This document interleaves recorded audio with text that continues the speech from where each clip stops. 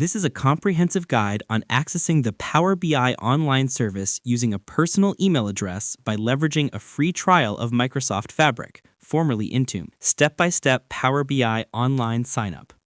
This process involves creating a trial Microsoft account, verifying your identity, and then activating the free Power BI service, part of Microsoft Fabric. First, navigate and start the trial. 1.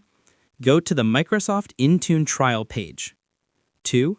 Click on Try Microsoft Intune Suite for free.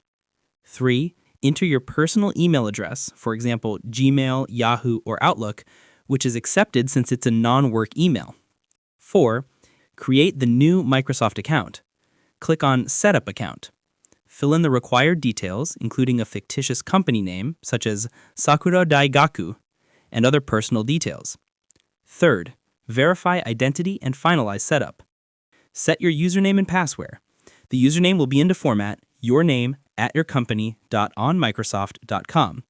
Record the full email address and click on Start Using Microsoft Intune Suite Trial. Second, accessing and activating Power BI online. First, sign in to Power BI. Navigate to the Power BI sign-in page, pbi.com. Select Sign in with a new account and enter the newly created corporate trial email. You may be asked to complete a second security puzzle. Third, activate the free Fabric tier.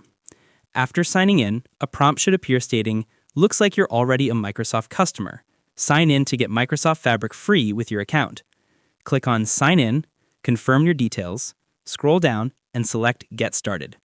You are now logged into the Power BI online service and can begin building reports using the free Microsoft Fabric tier.